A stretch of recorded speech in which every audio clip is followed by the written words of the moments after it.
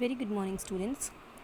Students, yesterday we had started our new chapter, chapter number 2, that is nutrition in animals. And we have also dealt with the topic heterotrophic nutrition in animal. हमने कल chapter 2 start किया था, जिसमें कि topic heterotrophic nutrition animal complete किया था, सारे steps देखे थे. आज हम देखेंगे इंजेशन. जो इंजेशन प्रोसेस है, that means the process of taking of food. हम जिस प्रोसेस से फूड को लेते हैं अपनी बॉडी के अंदर, उसमें डिफरेंट ऑर्गेनिज्म कैसे डिफरेंट प्रोसेस या फिर डिफरेंट वे यूज़ करते हैं. सो let's start. Ingestion of food in different organisms. The way in which food is ingested in the body varies in different organism. Food को अपनी बॉडी में लेना, ये जो तरीका है, ये अलग अलग एनिमल, अलग अलग ऑर्गेनिज्म का डिफरेंट है. Some organisms use outgrowth of their bodies to digest food, while other have special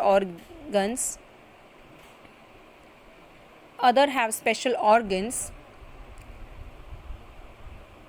for it. कुछ ऑर्गेनिज्म में बॉडी की आउट ग्रोथ हो जाती है, मतलब कुछ एक्स्ट्रा ग्रोथ करता है उनकी बॉडी पे, जो इंजेशन या फिर इंजेस्ट फूड के लिए हेल्प होता है.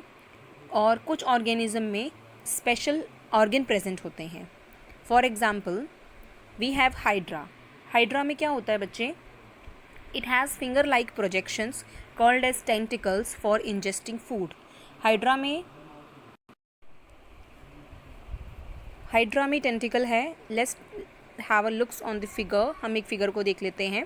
फिगर 2.2 में ये एक हाइड्रा है ऑर्गेनिज्म. इसके पास में टेंटिकल्स प्रेजेंट हैं और ये इंजेक्शन प्रोसेस में हेल्प करता है. Next we have ant. Ant have special paired jaw as mouth part to bite, chew, tear, pierce and grind and hold food.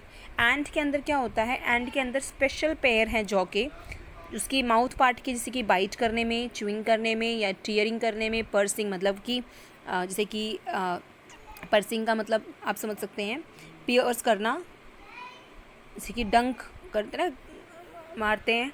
Grind करने के लिए या फूड को होल्ड करने के लिए. You can see the picture of ant. Now turn the page, open page number 26. Now next example we have a butterfly. Butterfly use a long tubular mouth part called as proboscis to suck nectar from flower. जो butterfly होते हैं, इनके पास में long tubular structure है mouth part में, जिसको हम क्या बोलते हैं? प्रोबोसिस, जो कि नेक्टार को सक करने में हेल्प करता है. नेक्टार कहाँ होता है? Nectar is a juice present in the flower. Next is house fly. House fly have mouth part which act as a sponge. Mosquitoes have special mouth part to purse skin and suck blood.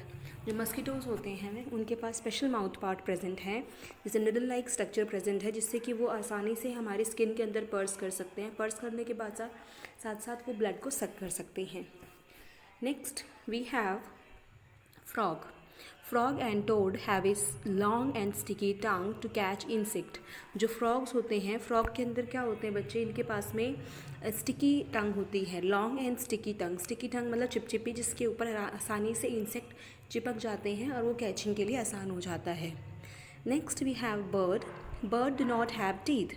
जैसा कि हम सब जानते हैं, birds के पास में teeth नहीं होते हैं. They have beaks. इन पे क्या होते हैं बच्चे? चोंच होते हैं.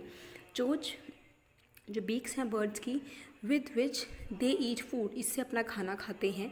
The shape of the beak depends on the kind of the food the bird eat. जो सबकी बीक्स होती हैं बर्ड टू बर्ड वेरी करती है, डिफरेंट होती हैं. और डिफरेंट क्यों होती हैं? ये डिफरेंट इसलिए होती है कि बर्ड्स किस टाइप का खाना खाते हैं, इसकी वजह से इनकी बीक की शेप भी डिफरेंट है. For example eagle and hawk that hunt and kill prey have curved beak with a hook for tearing flesh. जो ईगल और हॉक्स होते हैं, तो ये बर्ड कैसे बर्ड्स होते हैं? ये एनिमल्स को या फिर किसी को हंट करता है, उनको किल करते हैं, और जो इनकी कर्व्ड मतलब जो इनकी ऐसी कर्व्ड शेप होती है बीक की, वो हेल्प करती है इनको फ्लैश को टीयर करने में, हुक शेप्ड की होती है इनकी beak. Humming birds have long slender beak which help them in sucking nectars from flower. You can see in the picture 2.4. It is a picture of hummingbird. Hummingbird की कैसी beak होती है? You can see this. They has long and cylindrical beak. This beaks help in extracting nectar from the flower. Many birds have a special structure as a part of their stomach called gizzard. कुछ birds के अंदर most of birds के अंदर एक special structure होता है, इसको बोलते हैं gizzard. ये स्टमक का एक पार्ट होता है. इसमें क्या होता है? Which help to grind seed and other food during digestion. ये स्ट्रक्चर हेल्प करता है सीड्स को ग्राइंड करने में और ऐसे फूड आइटम को ग्राइंड करने में जो कि वो फूड डाइजेशन के लिए जाता है. Now we have snakes. Snakes such as python swallow their whole food. जो पाइथन्स होते हैं इनके इतना टीथ होते हैं, या करते हैं पूरे अपने प्रे को, अपने खाने को स्वालो कर लेते हैं, निगल लेते हैं. And last but not the least, the aquatic animals filter the tiny food particle floating in the water and feed on them. जो aquatic animals होते हैं ये करते हैं tiny food particles जो कि हम पानी में flow करते रहते हैं, ये उन पर feed करते हैं. So this is all the ingestion process. Now next we have the process nutrition in amoeba that we will discuss in tomorrow's class.